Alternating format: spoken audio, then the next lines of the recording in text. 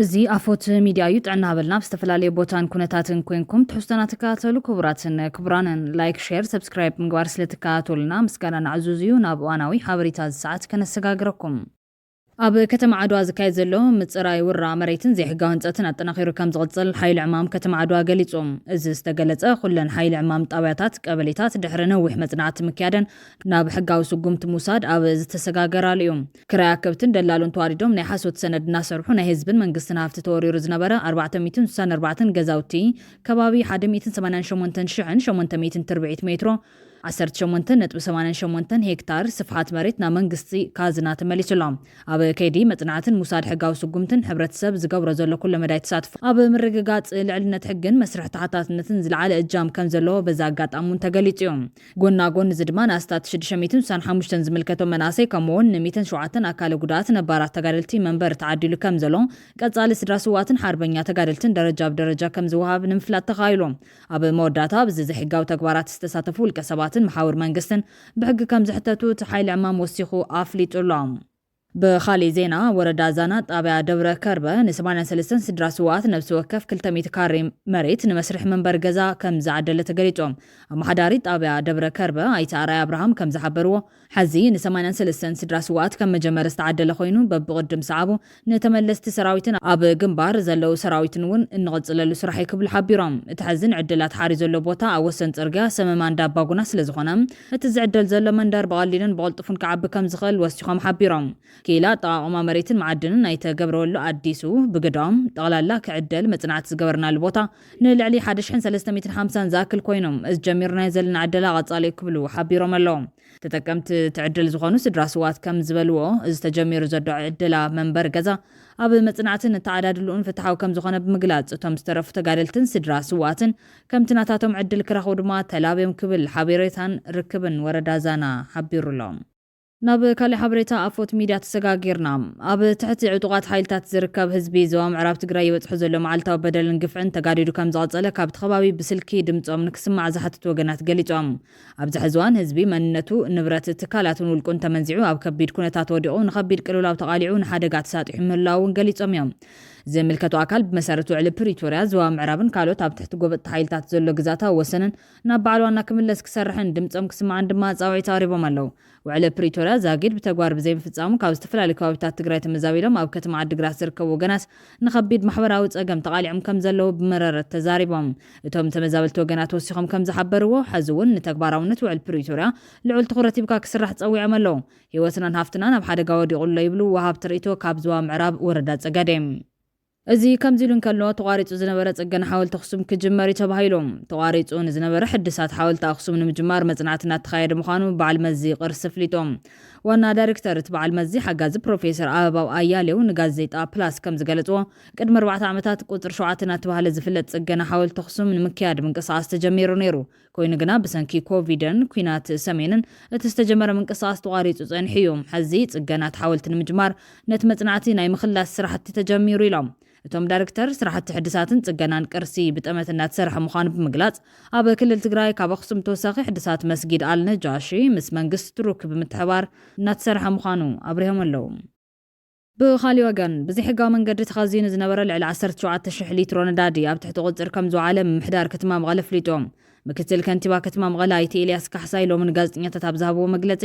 بمحدار كتما مغلا بستطايش حايل عمام أب 4 كفلة كتما أب السمون بزكايرو دهساس 10 لتر نافتا 496 لتر بنزين 800 لتر تعالى لامبات خزينو كم استرخبن مولو بمولو منقست كورسو كم استقبرن مسزي استاسروش دشول كسوات أب تحت غير كم زوعالو حابيرام تعايل عمام مسرتاو شغات نهار عداغان مقوصار ندادن كتما مغلا مرققعن زملكات سرحة الناس سرحة انحيزبلو مكتل كنتبا ايتا إلياس أب كتما مغلا حتسرت مسرتاو شغاتات كم زيلك ساب حزون كاب استفلالي كوابتات ياتو كم زلون حابيرام ሕብረተሰብ ብጥቆማ መልክዕ ዘምጽኦ ዘሎ ሓበሬታ ሓዝውን ኣጠናኺሩ ክቕጽለሉ ይግባእ ዝበለ ምክትል ከንቲባ መቐለ ኣይተ ኤልያስ ካሕሳይ በብግዜኡ ዋጋ ወሰኽን ምኽዛን ሸቐጥን ነዳድን ኣብ ዝፍጽሙ ነጋዶ ውሑዳትን ነቲ ማሕበረሰብ ንግዲ ዘይውክሉ ስለ ዝኾኑ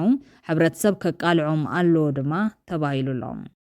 ስርዓት ህግደፍ ንኩለ መዳይ ኩናት ይዳሎ ከም ዘሎ ተገሊጾም ኣብ ክልቲኡ ዓዲ ዝርከብ ትግራዋይ ድማ ነዚ ሓደገኛ ወፍሪ ህግደፍን መሻርክቱን ኣይፋሊሉ ንሓበራዊ መጻኢኡ ብሓባር ክቃለስ ጻውዒት ቀሪቡሉ ኣሎ። ህዝቢ ኤርትራን ህዝቢ ትግራይን ፖለቲካዊ ዶብ ዝጋረዶም ሓደ መጻኢ ሓደ ዕድል ዘለዎም ህዝቢ እዮም። እዚ ኣብ ክልተ ሃገር ዝነብር በበይኑ ዜግነት ዘለዎ ህዝቢ ኣብ መንጎ መግዛእቲ ዝሓንፀፅዎ ዶባት ናይ ሓሳብ መስመር ክነሱ ዘይምክንያታዊ ናይ ጽልእ ዶብ ኮይኑ ኣብ ዝበጽሕሎ ዝብል ኣብዚ ኣመልኪቱ ትዕዝብቲ ዘካፈለ መምህር ተመስገን ካሕሳይ እዚ ናይ ጽልእ ዶብ መጀመርያ ዝሓንፀፁ ኢትዮጵያዊ ሃፀይ ሚኒሊክን ባዕዳዊ ፋሽስታዊ ጣልያንን እዮም። እዚ ከምዚ ኢሉ እናሃለወ እቶም ነዚ ክፍውሱ ዝነበሮም ኣብ ኤርትራን ትግራይን ዝበቐሉ ናይ ሱሳታት ፖለቲካውያን ኢልታት ድማ ነዚ ሎሚ ሓድሽ ወለዶ ዘልዕሎ ዘሎ ገዚፍ ናይ ሓዋሩ ረብሓ ራሕሪሖም እቲ ሓደ ኢትዮጵያውነት እቲ ሓደ ድማ ኤርትራውነት ዝብሉ ካብቲ መበቆላዊ መንነት ዘንደል ሃፀጫፍ ስሕለት ጸጋማዊ ሓሳባት ብምሓዝ ክልቲኡ ህዝቢ ርክብ ከም ዘይብሉ ገይሮም ነቲ ፖለቲካዊ ኣፈላላይ ናብ መንነታዊ ኣፈላላይ ንክልወጥ ዓብይ ጻዕሪ ኣካይዶም ክብል ታሪክ ኣዘኻኺሮም ሓደ መሰረት ንዘለዎ ህዝቢ ኣብ ክልተ ብምኽፋል ነቲ ፖለቲካዊ ኣፈላላይ ናብ መንነታዊ ኣፈላላይ ክትቅይሮ ዘድለካ ቀንዲ ቀመም ድማ ጽልኢ ብምባል ጽልኢ ንክትፈጥር ንዝተፈጸሙ ጌጋታት ተጋንን ዘይነበሩ ዛንታታትን ምስልታትን ትምስርሕ መዓልታዊ ጽልኢ ትኹስኩስ ኮስኩስካ ተብቁል ድሓር ትቐትል ደም ትተክል ካብቶም ጣልያናውያን ንላዕሊ ሰሪሕናሉ ተቃሊስናሉ ተሰዊናሉ ፍሪኡ ድማ ሕድሕድና ኩሉ ዝበሃል ገበና ተፈጺምናሉ ተቃቲልናሉ ትዝሐዝን ድማ ሎሙን ፈጺምና ከይተናሳሕናሉ ከይተጣዓስናሉ ፖለቲካውያን መራሕቲ ስለ ዝጸገሞም ክጥቀሙሉ ንዕዘብ ኣለና ኢሎም። እዚ ክልተ ሃገርን ክልተ ዜግነትን ዘለዎ ብባህሉን መንነቱን ሓደ ህዝቢ እዮም። እዚ ሓደ ህዝቢ ክሓስሞ ከሎ ክትሓጋገዝ ክጥዕሞን ከሎ ድማ ክዋጋእ ክቃተል የብሎን። ኣብ ዝሓለፈ 5 ዓመት ዘይመልእ ግዜ ንጸላይ እኳ ብዘይትምንደየሉ ጭካነ እቲ ካብ ኤርትራ ዝወፈረ ሰራዊት ኤርትራ ምስቶም ኣብ ኢትዮጵያ ዘለዉ ብዝገደደ ጭካነን ጽልእን ዝተዘውሑ ሰራዊት ኣብ ልዕሊ ትሓዊ ዝኾነ ህዝቢ ትግራይ ንታሪክ ዝስነድ ንሕግን ፍትሕን ዝተርፍ ኣረሜንነት ቅትለት ጩያ ዘመታ ኣካላት ደቂ ኣንስትዮ ተጋሩ ከም ዓውደ ኩናት ብዙሕ ነውራት ፈጺሙ መናእስያትን ቅዱስ ቦታታትን ደፊሩ ብኣልማማ ረሺኑ ብገደለ ጽዲፉ ብትዕቢትን ጃህራን ሓወልቲ ኣኽሱም ኣራኺሱ ዝበለ መምህር ተመስገን ካሕሳይ እዚ ከምዚ ኢሉ እንከሎ ንሓዋሩ ብኸም ስለ ዘይውዳም ናይ 100 ዓመት ጸገምና ብዘብቅዕ መንገዲ ኣርሒቑ ተሓሲቡሉ ክስራሕ ኣለዎ። ነዚ ዝሰርሖ ድማ ትቁሩብ ተሰዊጥዎ ኣሕዋትና ኢና ዝብል ዘሎ ሓድሽ ወለዶ ኣብ ክልቲኡ ዓዲ ዘሎ ጥራሕ እዩ ክዕርዮ ዝኽእል። እዚ ሕዚ ዝግበር ዘሎ ኣንጻር ብልጽግና ስርዓት ኣብይ ኣሕመድ ዓሊ ንክበሃል ዝግበር ዘሎ ሕግብግብ ነቲ ልክዕ መተንፈስ ናይ ዘሕዋት ህዝቢ ድሌትን ባህግን ዝምልስ ኣይኮነን። ከም መበገሲ ነቲ ዝዓበየ ህልውና መጻ ሕብረተሰብና ዝውሰን ዓብይ ዕላማ ክኸውን ይኽእል እዮም። ምትእምማን ተፈጢሩ ብሓባር ክንነቅል ግና ዝፈሰሰ ማይ ደጊምካ ስለ ዘይሕፈስ ነታ ቀዲሙ ዝተፈጠረ በደልን ገበንን ኣፍልጦ ክወሃቦን ናይ ቅሬታ ቃና ብዘለዎ ናይ ዓበይቲ ላዛ ከሰንዮ ይግባእ ብምባል ገሊጹሎም። ወሲኹ ድማ መንጎ መራሕቲ ሕወሓትን መራሕቲ ግደፍን ተወሲኑ ጥራሕ ዝግበር ዝምድና ካብታ ኣብ ምእላይ ደርጊ ዝነበረ ዝምድና ዝፍለይ ኮነን ዝበለት መምህር ናብ ህዝቢ ረበ ምእንቲ ክኸውን ግና መጀመርያ ተኣሰካፊ ዘሎ ብልሹ ፖለቲካ መራሕቲ ትግራይ ናብ ንሙር ክመለስ ኣለዎም። ኣብ ዝሓለፈ ሰሙን በቶም ውሕዳት ናይ ሰራዊት ኣዘዝቲ ዝተወሰደ ዝሕዝን ውሳነ ዝተገበረ ተበግሶ ኣብቲ ግዜያዊ ምሕዳር መንግስቲ ሓድሽ ለውጢ ተፈጢሩሎም። በዘይነበረ ለውጢ ቅሬታ ዝተሰምዖም ሓያለ ቁፅሪ ዘሎም ኣባላት ሰራዊት ትግራይ ወይ ድማ TDF ዘዕግበቶም ንምግላጽ ናብ ሓራ መሬት ምስ ብረቶም ኣንጻር እቲ ጉባኤ ዝገበረ ሕወሓትን ንዑ ደጊፎም ማሕተም ክምንጥሉ ብምጋሶም ዝተኸሰተ ኣዝዩ ሓደገኛ ናይ ፈለማ ክስተት ኮይኑ ድማ ኣሎ ኢሎም። እዚ ክስተት እዚ ኣብቲ ሳልስቲ በቲ በይን ታሪፍ ዘሎ ምክትል ፕሬዝዳንት ጊዜያዊ መንግስቲ ትግራይ ጀነራል ታደሰ ወረደ ኣብ ብራኸሾ ብምቕራብ ዘይዕግበት መንስያት ሰራዊት ትግራይ ከም ዘሎ ሸለል ክበሃል ከም ዘይብሎም እዚ ሎም ሸለል እንተይልናዮ ጽባሕ ንህዝቢ ትግራይ ኣዝዩ ሓደገኛ ከም ዝኸውን ህዝቢ ኣብሪሎም። ስለዚ ሓድሽ ከቢድ ሓደጋ ኣብ ውሽጢ ትግራይ እናተቐልቀለ ነዚ ዘሊልካ ናይ ህዝቢ ኤርትራ ናይ ሓባር መጻ ቀሚጥካ ምስራሕ ዝከኣል ኣይኮነን። ግዚኡ ኣኺሉ ምቹው ግዜ ክሳብ ዝፍጠር ግና ኣብ ነፍሲ ወከፍ ህዝቢ ትግራይን ኤርትራን ኣብ ሕልንኡ መዝገብ ልቡን ክጸንሕ ኣለዎ ክብል ዝምዕድስ መምህር ኣብ ፖለቲካውያን መራሕቲ ለውጢ ኣብ ዝመጸሉ እዋን ድማ ሓድሽ ምዕራፍ ክልቲኡ ህዝቢ ንደቡብ ገዲፉ ንሰሜን እንትጥምት ትግራይ እትወፍር ክልቲኡ ህዝቢ ኣብ ናይ ሓባር ዘራኸቦ መሰረታት ተኺሉ ሓያል ሕብረተሰብ ክሰርሕ ዓብይ ትጽቢትን ተስፋን ኣሎ። እዚ ዓብይ ዕማም ንወለዶታት ዝኸውን ቁም ነገር ክስራሕ ግና እቶም ብፖለቲካ ጥራሕ ዝሓስቡ ካብ መንነቶም ባህሎምን ዝሸፈቱ ናይ ሱሳታት ማርክሳውያን መራሕቲ ጡረታ ክወፁ ኣለዎም ኢሎም። ኣብ መንጎ ስርዓት ብልጽግናን ስርዓት ግደፍን ድሮ ብሓደ ከም ዘይወፈሩ ምጥልላም ተፈጢሩስ እቲ ኣዚሩ ዘይሓስብ ኣብይ ኣሕመድ ዓሊ ብሓይሊ ወደባት ኤርትራ ንምውናን ዘድሊ ኩሉ ምድላዋት ኣብ ዝወደሎም ብወገን ስርዓት ግደፍ ድማ ሰማዕ ዘይብሎ ተደጋጋሚ ጥርዓንን ነቶም ዝረኸቦም ቁንጣሮ ወጻተኛታት መገፋዕታን ክሰድድ ንዕዘብ ኣለና። ካብዝን ላዕሊ ግና ንስዑድ ዓረብ ብምኻድ ነቲ ኣብይ ኣሕመድ ዓሊ ዝብህጎ ዘሎ ወደብ ዓሰብን መሬት ደንካልን ዓፋርን ንስዑድ ዓረብ ብሞግዚትነት የረክበሎም። እዚ እውን ድሮ መንግስቲ ስዑድ ዓረብ ተቐባልነት ረኺቡ ወፃኢ ጉዳይ ስዑድ ዓረብ ድሮን አዲስ አበባ በጽሑስ ምስ ወፃኢ ጉዳይ ብልጽግና ዶክተር ጌዲዮን ጢሞቴዎስ ብዘይ ፕሮቶኮል ባህታ ተራኺቡ ዝበለ መምህር ተመስገን ካሕሳይ እዚ ናይ ስዑድ ዓረብ ሞግዚትነት ናብ አሕመድ ዓሊ ምናልባት ናይ ባሕር ናይ ተጠቃምነት ዕድል ብኢደ ዙር ኣብ ክንዲ ብቐጥታ ምስ ወልቀ መላኺ ኢሳያስ አፈወርቂ ምስ መንግስቲ ስዑድያ ብዝግበር ናይ ውክልና ስምምዕ ንከረክብ ዕድል ክፈጥረሉ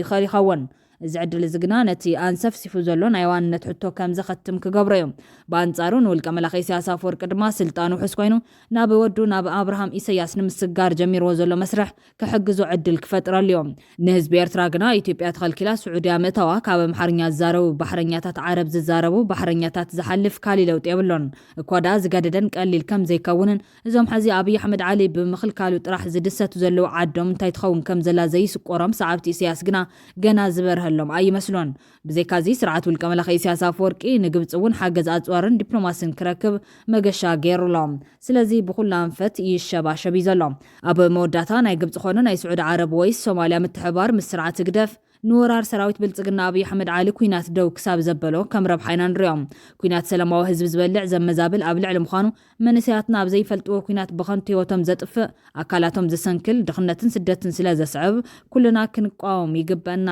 ዝሓለፈ ይኣኽለና ክብል ሓቢሩሎ መምህር ተመስገን ካሕሳይ